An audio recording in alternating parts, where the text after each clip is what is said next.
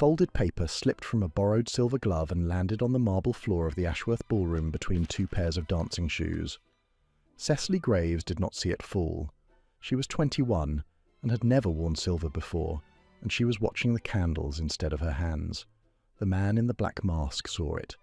He had not attended a ball in 2 years, and he had bent for no woman since he had bent over his wife's body on their wedding night. He bent now, picked the paper up, and read the title. The 7 Proofs That Love Is a Lie. He looked up. The girl in the silver domino was already walking away through the crowd, towards the terrace doors, her shoulders held very straight. He followed her. He caught her elbow on the threshold. The air outside smelled of cold roses and lamp oil. She turned, and through the slits of her mask her eyes were the colour of weak tea, and they were not frightened. They were tired. "I believe you dropped this," he said. She looked at the paper. She looked at his glove. She did not reach for it. "It is not mine," she said. "It is. The handwriting matches the inscription inside your dance card. I saw it earlier when you set the card down and did not pick it back up." She said nothing. "Who hurt you enough to write this?" he said. "That did it." She reached. He held the paper a moment longer than he needed to before he gave it back. "You are Harrogate," she said. "Lady Ashworth pointed you out behind her fan." "Then you have the advantage of me." "Cecily Graves. I am Lady Ashworth's companion." He inclined his head. He did not let her go. "I should like to know what the other 6 proofs are, Miss Graves." "Why?" "Because I wrote a similar list 2 years ago. Mine had only 1 proof on it. Yours has 6 more, which means you are either braver than I am, or more determined to be wrong." She looked at him for a long moment. The music inside swelled and broke. "I am not wrong," she said. "Then prove it," he said. "I will fund every experiment on this list, but you test them with me, no one else." She laughed once, soundless behind her mask. It was the first time she had laughed in a year. "That is not how a proof works, Your Grace." "It is how this one will work," he said. "Come to Harrogate House at 11 on Tuesday. Bring the list." He bowed and left her on the terrace with the folded paper crumpling slowly in her hand. In his own carriage going home, he did not lean back against the seat. He sat forward with his hat in his hands and watched the lamps of Mayfair pass without seeing them, and he could remember the 7 lines on the list as exactly as if he were still holding it.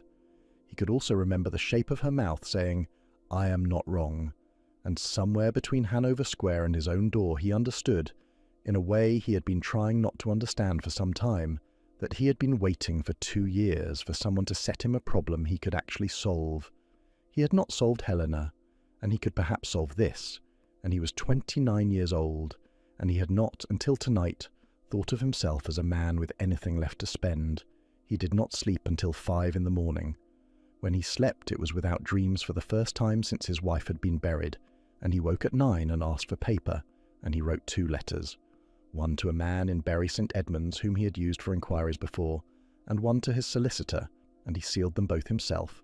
The morning after the masquerade, Cecily was on her knees behind the chaise longue in Lady Ashworth's drawing-room, sorting unpaid bills into one stack and unread invitations into another. She had been sorting other people's papers since she was 11 years old. Her father, the Reverend Mr. Graves of Sotterley, had taught her the work and praised her for it, and that was the part she could not bear to remember. She had found him in the vestry on a Wednesday afternoon in March. She had been 12. The churchwarden's wife had been 41. Cecily had stood in the doorway holding the new hymn books her father had asked her to fetch, and she had understood, in the way that children understand things they should not, exactly what she was looking at. She had walked back to the vicarage. She had told her mother. Her mother had not looked up from the mending. "I have known for 10 years, Cecily," her mother had said. "Put the hymn books in the hall." Cecily had put the hymn books in the hall. She had eaten supper. She had not said another word at that table about it, and her mother had not said another word about it ever, and her father had continued to preach about the holy estate of matrimony every Sunday for the next 9 years, until Cecily had packed one trunk and walked out of the vicarage at 20. She did not write to them. They did not write to her. Lady Ashworth, an old friend of Cecily's grandmother, had taken her in as a paid companion at £30 a year, which was £1 more than the wages of the second housemaid and £1 less than the wages of the cook, and which Cecily considered a fair description of her place in the world. The trunk she had brought from the vicarage was still under her bed. Inside it were 2 muslin dresses, a small notebook in which she recorded the things she observed about other people's marriages, and a packet of letters her mother had kept and never opened. Letters from women who had written to her mother for help over the years and never received it. Cecily had taken the letters because she could not leave them. She did not yet know why.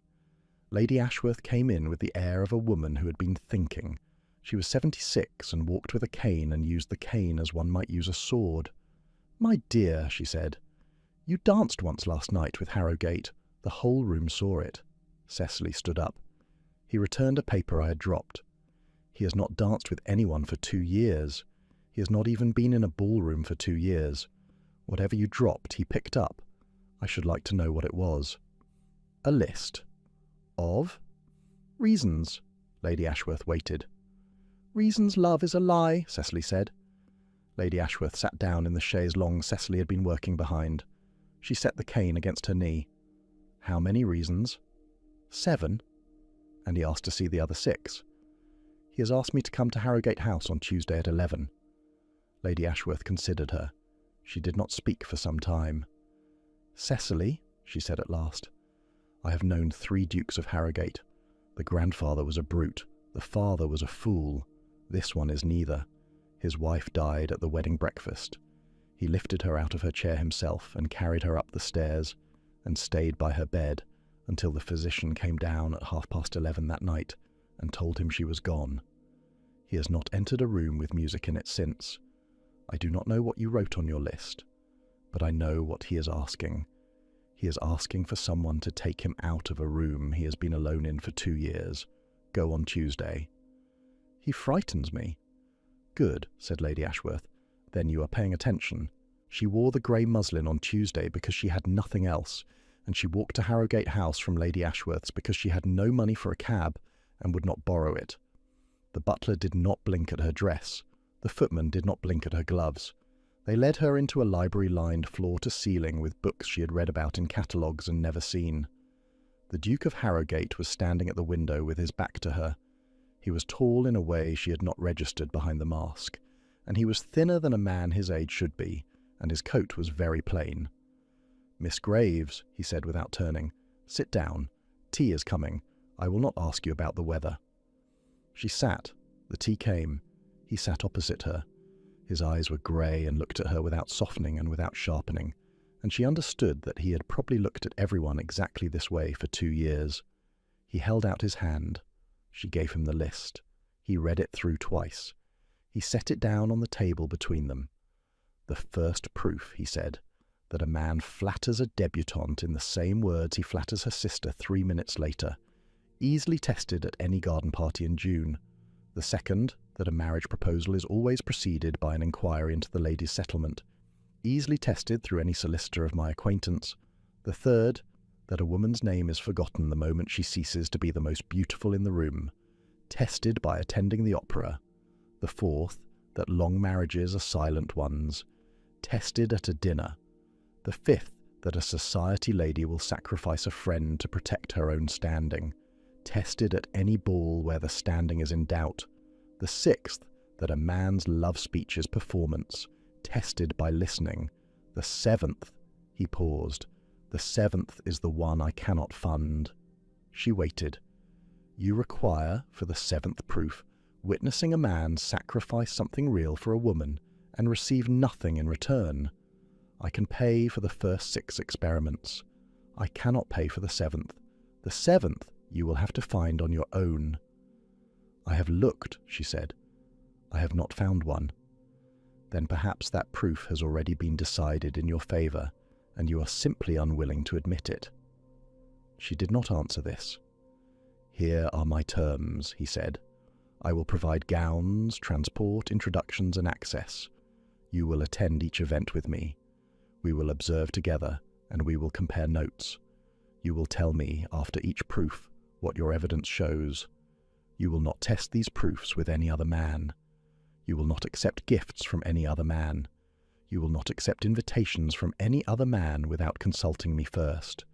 In exchange, I will give you, at the end of the 7th proof, a settlement of £300. Whether your list is proved or disproved, the settlement stands. £300 was 10 years of her wages. Why? She said. He looked at the list on the table. He looked at her. Because I wrote my own list 2 years ago, he said. Mine had one proof on it, and I could not test it. I would like to test yours. What was your proof? That a woman cannot die for a lie her family told. I have not yet succeeded in proving it false. She picked up the teacup. She put it down again without drinking. I accept, she said. Tuesday next week, he said. Lord Carrington's garden party. Proof 1. I will send a gown on Thursday. Do not refuse it. She stood and he stood with her, and he did not bow and she did not curtsy. They were already past it. At the door she stopped. Your Grace. Yes. Why no other man? He looked at her for what felt like a long time. Because if you take this list to another man, he said, he will lie to you and call it gallantry. I will not lie to you. That is my one advantage. She left. He stood at the window for an hour after she had gone, holding the list, not reading it. The gown arrived on Thursday in a box larger than her trunk. It was muslin too, but a finer muslin than Cecily had seen in her life, and it was the colour of new cream. A note was pinned to it.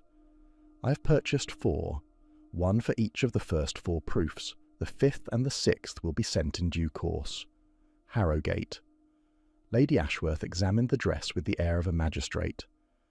He has paid attention to what suits you, she said. That is either a courtesy or an investment. Time will tell which. At Lord Carrington's garden party, Cecily wore the cream muslin and a borrowed straw bonnet and Harrowgate's arm. The garden was full of women in pinks and yellows and men leaning towards them with the same set of phrases. Cecily and Harrowgate stood beside a hedge of lavender and listened. Miss Elliot, the colour of that ribbon suits your complexion entirely. 3 minutes later, 2 paces along the hedge. Miss Forrester, the colour of that ribbon suits your complexion entirely. Cecily wrote in her notebook, Proof 1, confirmed in 8 minutes. Harrowgate did not smile. He nodded once. They moved on. At the opera, the box opposite theirs was occupied by Lord and Lady Selby. They had been married 5 years. Lord Selby spent the entire first act watching the soprano's mouth. Lady Selby spent it watching her own gloved hands. In the interval, he left the box to speak with another man. Lady Selby remained. He has forgotten her name tonight, Cecily said. He has not forgotten it. He has chosen not to use it. There is a difference. You are defending him. I am being precise. Proof 3 requires forgetting. This is colder than forgetting. She wrote, Proof 3 confirmed by a colder mechanism than predicted. Harrowgate corrects my hypothesis. At the Charity Musicale, Lady Thornbury was on the door of the chamber. She was perhaps 40, sharp-faced, and she wore a turban with 3 feathers in it that did not quite suit her. She greeted Harrowgate by name. She looked at Cecily for a long second. I do not believe I have had the pleasure, she said. Miss Graves, said Harrowgate, Lady Ashworth's companion, my guest tonight. Miss Graves, said Lady Thornbury. Graves, Graves, the name is familiar. Are you connected to the Sussex Graveses? No, said Cecily. To the Norfolk Graveses, then? No. How extraordinary. Welcome, Miss Graves. In the carriage afterwards, Harrowgate said, She will look for you. She does not forget a face she cannot place. Let her look. He did not answer. The dinner with the Frobishers was given in their narrow house in Curzon Street on a wet Thursday in late June. There were 14 at table. Mrs. Frobisher seated Cecily on her own left, 2 places from Harrowgate, and Cecily understood as soon as the soup arrived that Mrs. Frobisher had thought about this seating for some time. The Frobishers had been married 31 years. They did not speak across the table to each other once during the first 3 courses, and they did not look at each other either.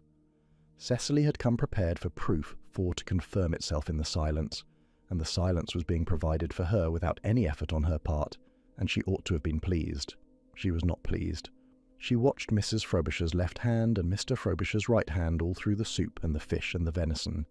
She watched them lift glasses and refold napkins, and accept salt and decline pepper, and set down forks at angles she would not have noticed in any other woman's drawing-room. Neither hand drifted. Neither hand reached. She began to feel a small, bright resentment rising in her chest at her own hypothesis, which appeared, this evening, to be inarguable, and the resentment was, she realized after a moment, the first piece of evidence she had ever gathered against her own list. At the third remove, the candles guttered briefly in a draught from the hall, and the room dimmed, and Mrs. Frobisher's left hand slipped under the linen at the same instant that Mr. Frobisher's right hand met it from his side. They linked under the tablecloth without either of them looking down or pausing in the conversation they were having with their separate neighbours, and they remained linked until the cloth was drawn at the end of the meal. Not one of the 12 other guests at that table saw it. Cecily, because she had been watching for it without knowing she was watching for it, saw it. So did Harrogate, who had been watching her watching. After dinner, the ladies withdrew to a small parlour, and Mrs. Frobisher, who had not addressed Cecily by anything other than her name all evening, came and sat beside her on a sofa upholstered in faded green silk. "My dear," she said quietly, "I do not know what you and the Duke are doing tonight, and I do not need to know. I should like only to tell you that we have been married for 31 years, and for 19 of them I did not believe my husband loved me. I was mistaken. It took me 19 years to understand that the way he loves is in his hand under the tablecloth, and not in his speech at the head of it. I tell you this because you have a watchful face, and I should not like you to spend 19 years in the same mistake. That is all." She rose before Cecily could shape any answer, and went to ring for the tea. In the carriage home, Cecily sat with the closed notebook in her lap and did not open it. Harrogate did not ask her what she had written. He had been watching her face since they left the door, and he had stopped expecting her to write. "You did not record it," he said at last. "No." "Why?" She turned the notebook over in her hands and turned it back. "Because I do not know what to record. If I write that they touched hands, the entry refutes proof 4. If I write that nobody at the table saw them touch, the entry confirms a different proof I have not written down yet, which is that the people in a long marriage stop performing it for any audience, including themselves. I do not know yet which entry is the honest one." He looked out at the lamplight passing across the window glass. A muscle moved at the corner of his mouth that was not quite a smile, and she saw it. "Set proof 4 aside," he said. "It is not the proof you came to test tonight." "What proof did I come to test tonight?" "Whether you wanted your list to be true." She did not answer this. The carriage went on. She set the notebook beside her on the seat and did not pick it up again before they reached Lady Ashworth's door. 3 days later, she arrived at Harrogate House half an hour early, because she had walked rather than ride, and had misjudged the time. The footman led her to the morning room and excused himself. The Duke was not yet there, or so the footman thought. But Harrogate was there, in a chair by the cold grate, alone, holding a small enamelled miniature between his hands. He was not weeping. He was not reading. He was simply looking at the face inside the case. Cecily stepped back into the corridor and did not let him see her. She did not write that down either. But she understood then that the 7th proof was a problem she had set herself, and the Duke of Harrogate was a problem someone else had set him, and that the 2 problems had wandered into the same room by accident and might not leave it as they had come. Proof 5 required a ball at which a society lady's standing might plausibly be in doubt. Harrogate chose the Countess of Thornbury's autumn assembly because Lady Thornbury was the kind of hostess for whom standing was never anywhere but in doubt. He sent a 5th gown. It was darker than the cream, a soft grey blue, the colour of a slate roof in rain. It fit Cecily as though it had been cut on her. She did not ask how he had her measurements. She suspected Lady Ashworth. They arrived at 9:30. The Thornbury ballroom was vast and very bright and full of people who had read of Harrogate's name in the papers for 2 years and never expected to see him in a room again. The talk dipped as he entered with Cecily on his arm. The talk did not pick back up at the same volume. Lady Thornbury met them at the second pillar. "Your Grace, Miss Graves, how lovely." Lady Thornbury: "I had wondered, Miss Graves, whether you might dance the second set with my nephew. He is in the cavalry." "Miss Graves dances with me," said Harrogate. "The first set, the second set, and the supper set." "How modern of you, Your Grace," said Lady Thornbury, and she withdrew, and Cecily understood, and Harrogate understood, that something had been decided in Lady Thornbury's mind. in the half a second between her first sentence and her second. The first set passed. The second set began. They were halfway through the figure when Lady Thornbury walked into the centre of the floor and held up one hand. The music stopped because the leader of the band knew his hostess. "My dear friends," she said in a voice pitched to reach the gallery, "I have been so amused tonight, I cannot keep it to myself. The Duke of Harrogate has brought us a guest, Miss Cecily Graves. I have made inquiries today. I should like to share them." Harrogate's hand on Cecily's waist did not move. Cecily's other hand, in his, did not move. They were standing very still in the centre of the floor, and the music had stopped. Miss Graves is not, as you may have assumed, of the Sussex Graveses, nor of the Norfolk Graveses. Miss Graves is the daughter of a country parson, not a gentleman in orders, a village parson in a Suffolk parish of 300 souls. She left her father's house at 20 without a settlement, and works as paid companion to dear Lady Ashworth at a wage I shall not name. She is the daughter of nobody, and the relation of nobody, and we have all of us ladies been dancing tonight with the Duke of Harrogate's little experiment. I thought you should know. The room did not move. 300 guests held a breath that did not quite break. A footman dropped a tray of glasses by the door. The sound went through the silence like a stone through a window. A woman near the orchestra made a small noise behind her fan and bit it off. The colour drained from Mrs. Frobisher's face. Lady Ashworth, in her place by the wall, drew her cane an inch closer and lifted her chin. Cecily did not weep. She did not flinch. She turned her head one quarter towards Lady Thornbury and looked at her with her tired, tea-coloured eyes. "I never claimed to be otherwise, Lady Thornbury," she said. She turned her head back to Harrogate. "Will you take me out, Your Grace? I find the room over-warm." He took her out.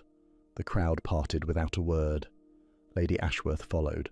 In the carriage, neither of them spoke for a long minute. The horses moved off, and Cecily put her hands in her lap and did not look at him. "Proof 5, she said. "Confirmed." "Cecily?" "It is confirmed. A society lady will sacrifice a friend to protect her own standing. Lady Thornbury did not need me out of that room. She wanted me out. There is a difference. Proof 5, confirmed. We may move on to proof 6. Cecily, look at me." She looked at him. Her eyes were dry and they were furious, and not at him. "I do not need a defender, Your Grace. I have stood in rooms where worse things were said and held my hymn books. I am perfectly intact." "Marry me," he said. The carriage went on for several seconds before she could put her tongue around any word. "That is not a proof on the list." "Marry me, Cecily. Then no one can remove you from any room.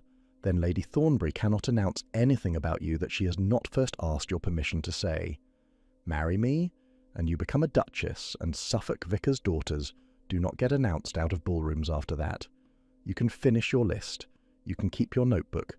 You can refuse me at the end if all 7 proofs hold. I will sign whatever paper you wish. Marry me as a matter of strategy." "You do not propose to me as a matter of strategy." "I do not yet propose to you as anything else, because you would not believe me." The carriage stopped at Lady Ashworth's door. Cecily put her hand on the door before the footman could. "Give me 3 days," she said. "You have 3 days." She went up the steps with Lady Ashworth, and she did not look back, and Harrogate did not move from the carriage until the door had shut behind her. She did not weep on the stair, and she did not weep at her bedroom door, and she did not weep when Lady Ashworth came up at 1 o'clock in the morning and sat down on the edge of the bed without speaking. She had not lit a candle. She was sitting on the floor with her back to the bedpost and her arms around her knees, in the grey-blue silk that did not belong to her, and her face was perfectly dry and perfectly still, and Lady Ashworth saw at once that this was the worst sign of all. "Cecily." "I cannot get the dress off," Cecily said, in a voice that came from very far inside her. "I cannot reach the laces, and I will not call the housemaid. Will you unlace me?"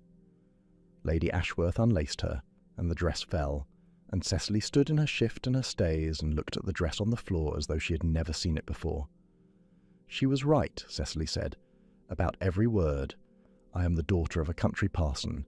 I have no settlement. I work for £30 a year. None of it is untrue. He's going to marry me to mend it, and he's going to wake up one morning in a year or two and look at me across the breakfast table and see that he has married a vicar's daughter in good linen, and I am going to be in the room when he sees it. Cecily, I cannot do it. I cannot watch him do it. You cannot watch him do what? Realize he has bought a forgery. Lady Ashworth sat on the bed with her hands on her cane and looked at the girl in her shift, and there was a long silence during which Cecily finally began to cry. She cried without sound for a long time. Lady Ashworth did not move from the bed, and she did not say anything either. When Cecily had stopped, Lady Ashworth handed her a clean handkerchief from her own sleeve and waited until Cecily had used it. You are not a forgery, Cecily. You are a young woman with a list. The list is wrong about him, and you know it, and that is why you cannot bear that he proposed in the carriage.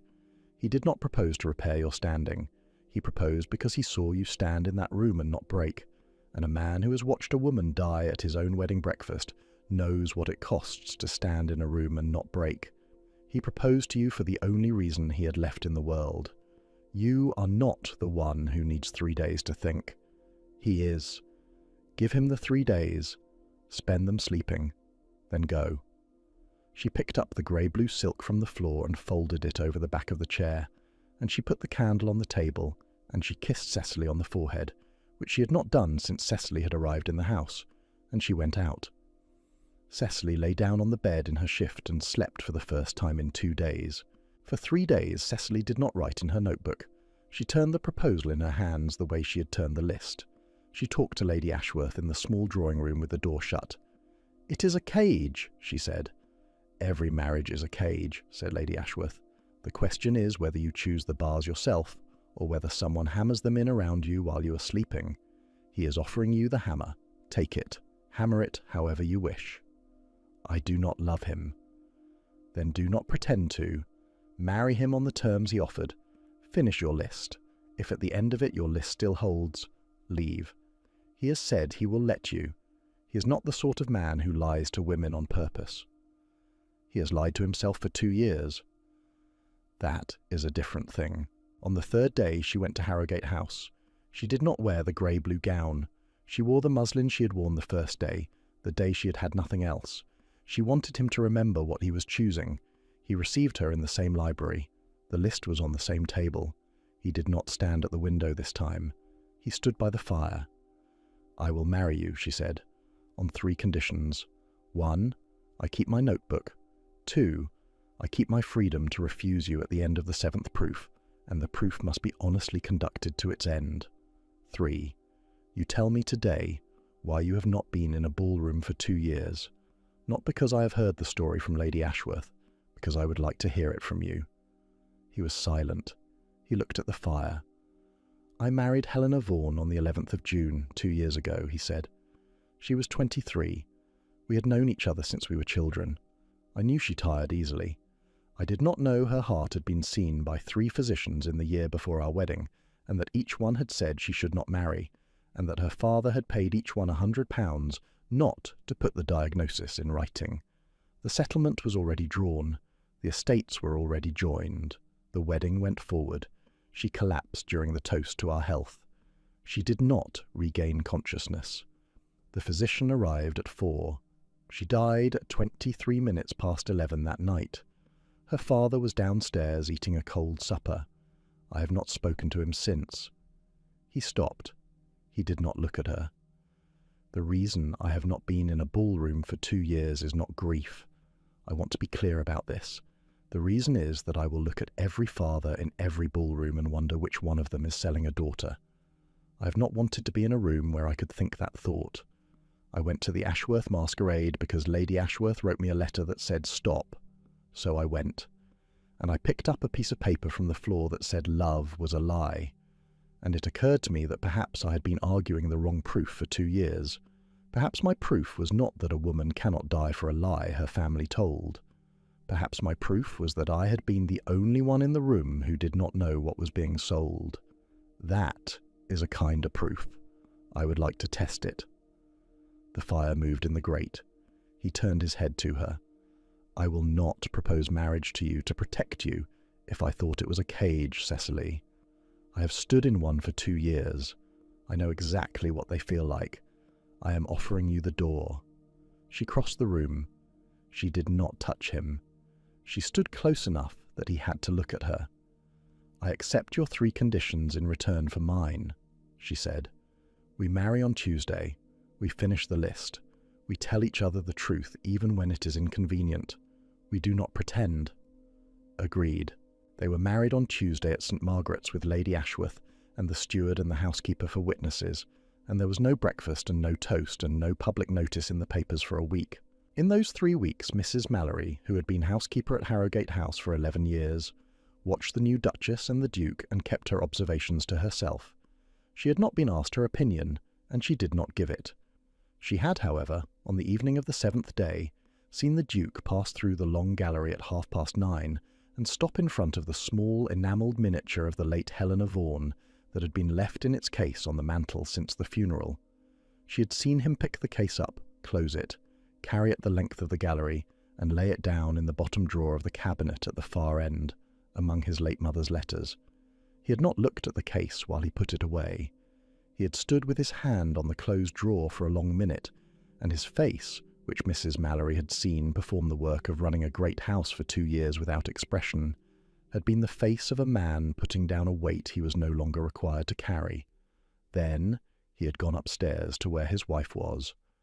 Mrs. Mallory had gone back to the linen cupboard and closed the door and not spoken of it to a soul.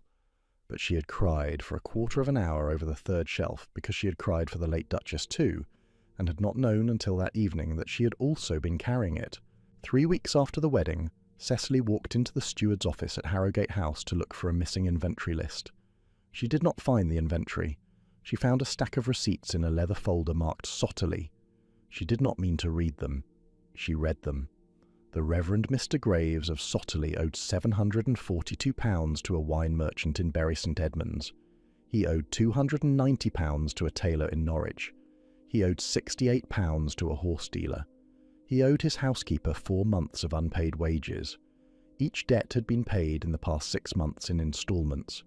Each instalment had been paid by an anonymous banker's draft drawn on a private account at Coutts. Each draft was signed by hand. The hand was Harrogate's. She sat down on the floor of the steward's office. She read the file again. She read the dates. The first instalment had been paid 4 weeks after the masquerade. 4 weeks after he had picked up her list. 8 weeks before he had proposed marriage. He had been paying her father's debts before he had any reason to believe she would ever know. She sat on the floor for a long time. Then she carried the leather folder upstairs to the library and put it on the table next to her list. Harrogate came in at 5. He saw the folder. He stopped at the door. "How," she said, "did you know he had debts?" "I have a man in Bury. I had him make inquiries the morning after the masquerade. I had your name. The rest was straightforward." "Why?" "Because I did not want a man who had betrayed his daughter to also lose his parish. You would have blamed yourself for that in some way I do not yet understand, but I knew you would. So I paid the debts. He does not know who is paying them. He never will." "Why anonymously?" "Because if he knew it was me, he would write to you, and you would refuse him, and he would suffer for it, and you would blame yourself for that too.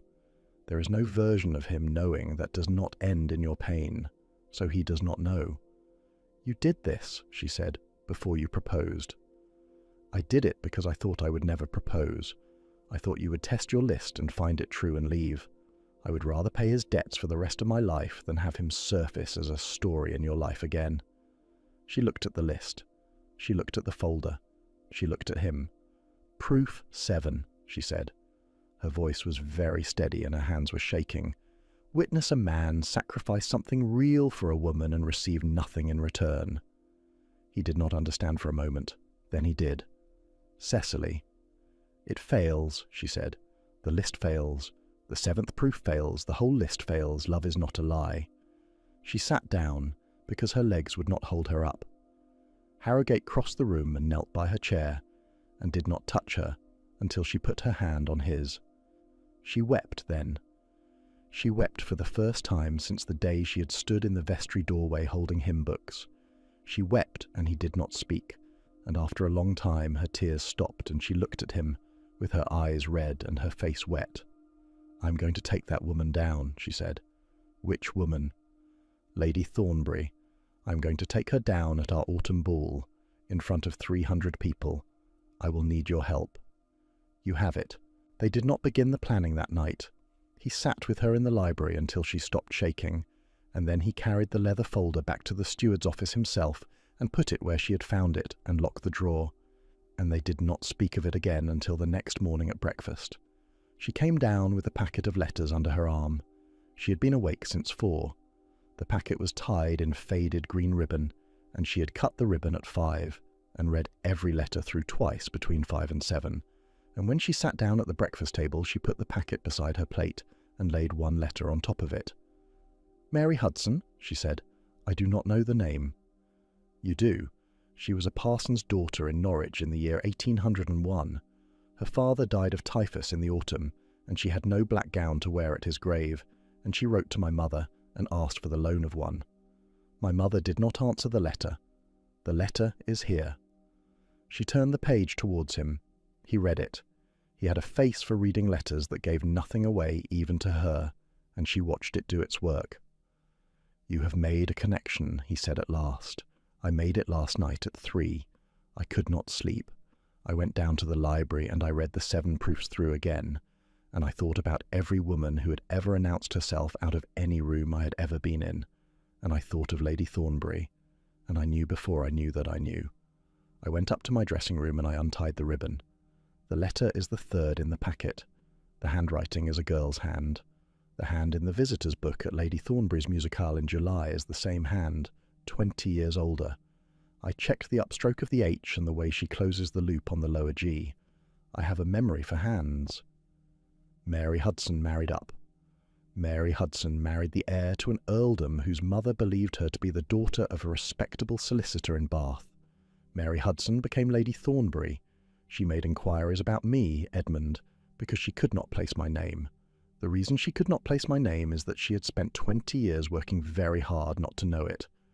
My mother's name is on the visiting card she sent to ask for the loan of a black gown. My mother's name was on the inside of her own head every time she announced me out of a ballroom. He folded the letter and laid it back on top of the packet. "What do you want to do?" "I want to invite her to our autumn ball. I want her to come in expecting to mock the parson's girl again.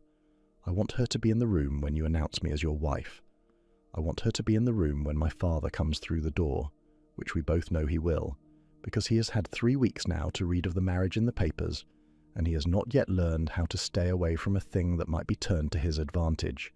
He will come for the toast he was not invited to. I want the steward to remove him with absolute courtesy. I want Lord Thornbury to apologise because Lady Ashworth has had his confidence on the subject, quietly, twice, in her own drawing room since September, and we both know what he wants to do and has not yet done.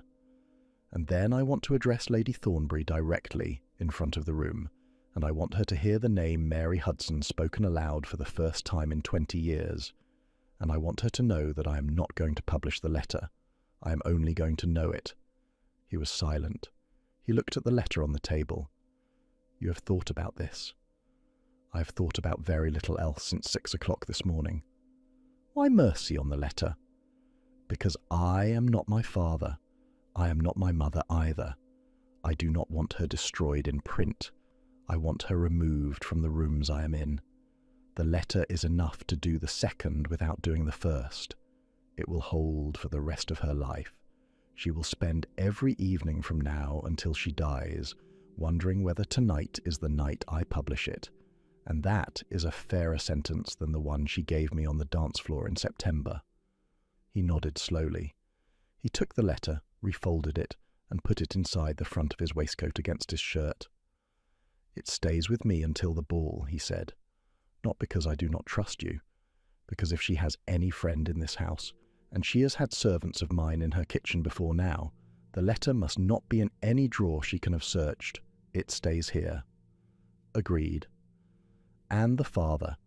We must decide today what happens when he comes through the door."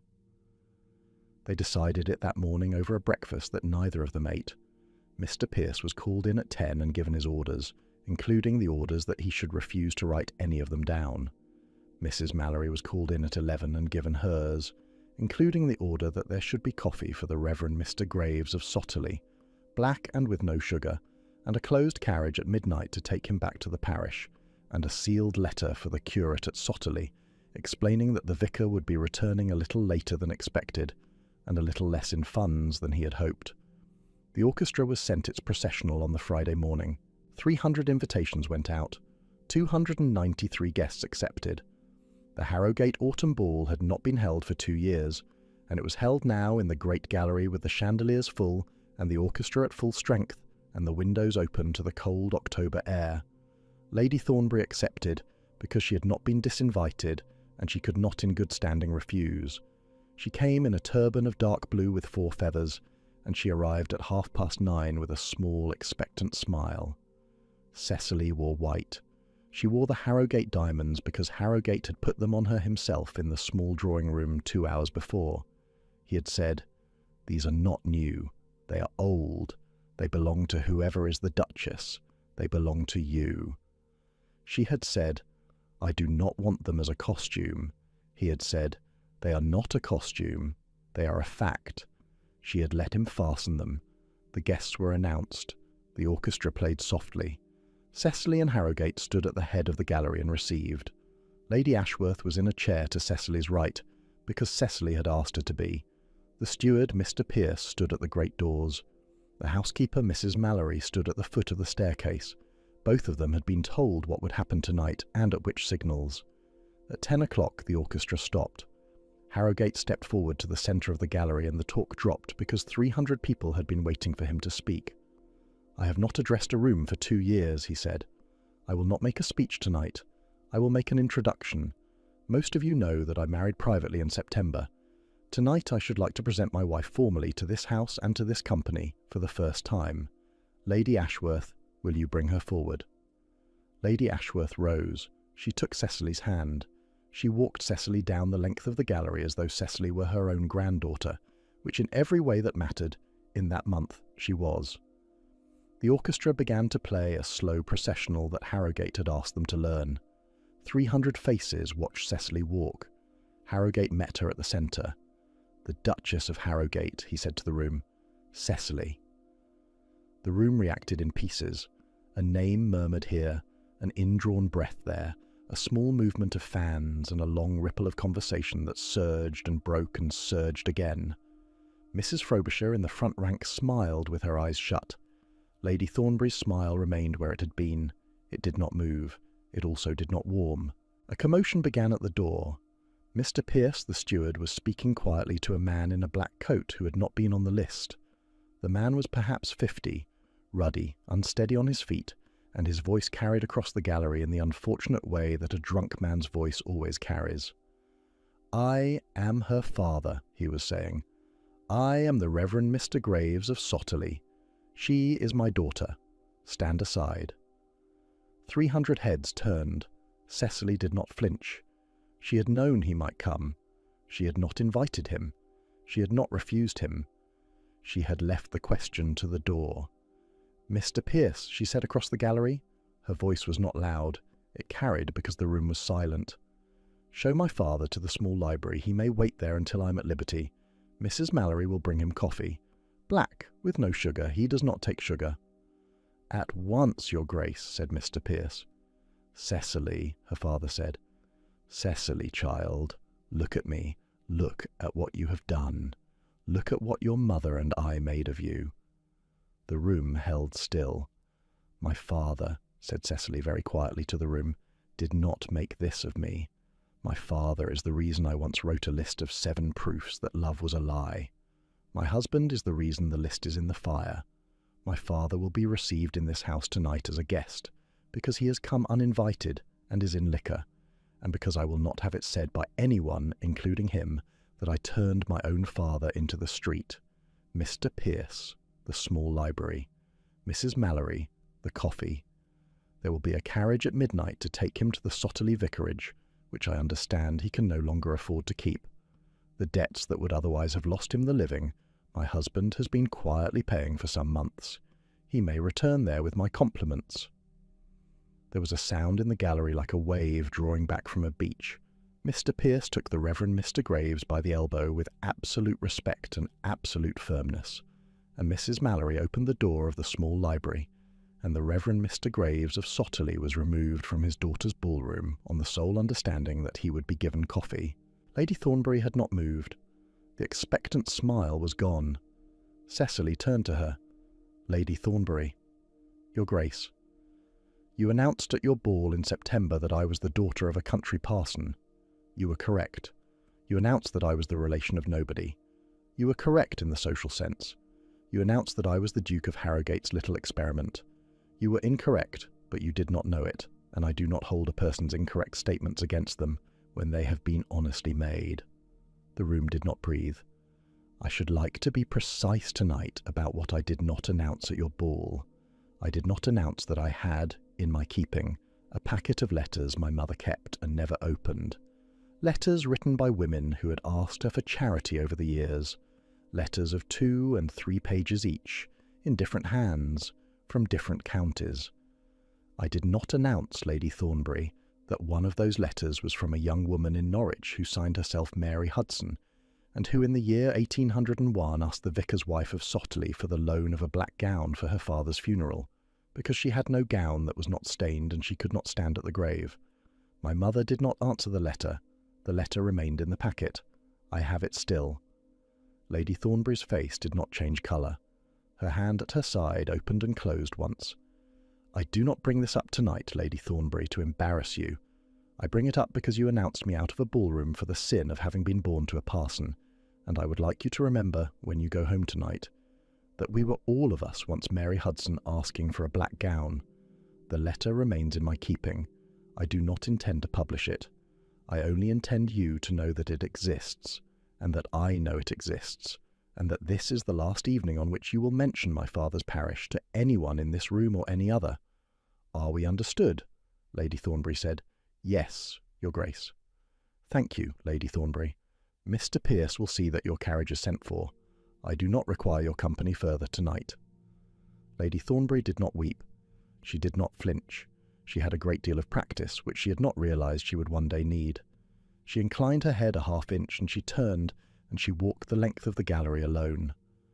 What she was remembering as she walked, and Cecily, watching her go, knew she was remembering it, because Cecily had recognized the walk the moment Lady Thornbury began, was a small wet churchyard in Norwich in October of 1801, and a hired gown the colour of charcoal that did not quite fit her shoulders, and a girl of 17 standing at her father's grave in borrowed clothes, perfectly composed, and not weeping then either.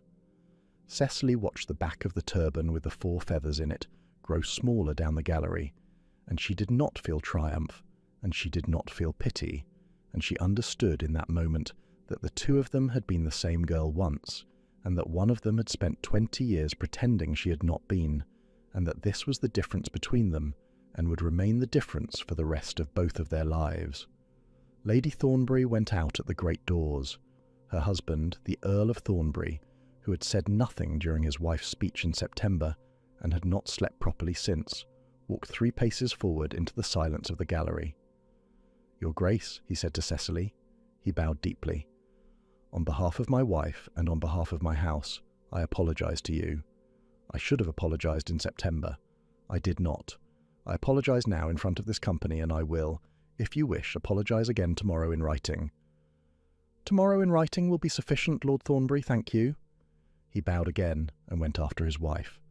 The orchestra waited, and the 300 guests waited with it, and Cecily looked at Harrogate. "My husband," she said quietly to the room, "has not danced in a ballroom for 2 years. I should like, if he is willing, to dance with him now. Please continue." The orchestra began. Harrogate took her hand. The room began to move again, slowly, the way a body begins to breathe again after a long-held breath, and there was a sound very near to applause that was not quite applause because no one wanted to be the first to clap, and so it was simply a long warm hum of voices saying, "Yes, yes, yes," all down the gallery, and the great chandeliers turned slowly in the draught from the open windows. That night, when the last guest had gone, and the candles had been taken down, and Lady Ashworth had been put in the best guest bedroom with 2 hot bricks, Harrogate and Cecily sat opposite each other in the small drawing-room with a single lamp between them. He had not spoken since the dance. She had not pressed him. He set the lamp aside. He knelt down on the carpet in front of her chair. He took her hands. "I have not said it," he said. "You did not need to. I am saying it now. I love you, Cecily. I have loved you since you walked away from me on the terrace and I had to follow you. I will love you until I am buried, and I will love you after, if there is an after. I will not ask you to say it back tonight. I will not ask you to say it back ever. I'm saying it because I want it on the record."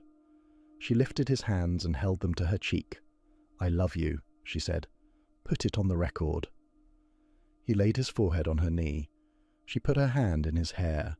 They stayed that way for some time. 18 months later, the Duchess of Harrogate was sitting on the floor of the long gallery with her daughter, Helena Eleanor Graves Harrogate, who was a year old and had been named for 2 women by the agreement of her parents, and who at that moment was attempting to put a wooden block into her mother's mouth. Helena Eleanor was not yet a great success at the experiment. Lady Ashworth, who was nearing 80 and used 2 canes now, was watching from a chair by the fire and laughing without opening her mouth. A wooden block escaped Helena Eleanor's grip and skittered across the parquet. Harrogate, coming through the door with a folded paper in his hand, stooped and picked it up. He held it up. "I believe you dropped this," he said. "It is not mine," said Cecily. "It is. The teeth marks match an earlier sample I have on file." "Then I confess." He handed the block to Helena Eleanor, who immediately tried to feed it to him. Lady Ashworth from the fire said, "There is a young woman of 19 in Bath, Cecily. She is the niece of a friend. She has not a penny and a great deal of spine, and the sort of mother who married twice and chose poorly both times. She is looking for a place. I thought of you." Cecily looked up from the floor. She looked at Harrogate. He raised one eyebrow a half-inch. "Send her," Cecily said. "We have room." The fire moved. The wooden block went into Helena Eleanor's mouth at last. Through the high windows of the long gallery the autumn light fell long and yellow across the parquet, and somewhere in a small library on the first floor the leather folder marked sottily lay quiet in a drawer where neither of them needed to look at it any more. Outside the wind moved in the elms. The list, which Cecily had burned the morning after the autumn ball, had been replaced on her writing desk by a fresh sheet of paper on which she had begun, in her small, steady hand, to write a different list entirely. The new list had only one entry on it so far. It read, "Things that turned out to be true." She had not yet decided what to put underneath. She had time. If this story found a place with you tonight, I should be grateful if you would leave a like for the channel. Tell me in the comments which moment stayed longest in your mind, and subscribe so the next story finds you when it is ready. I will see you in the next one.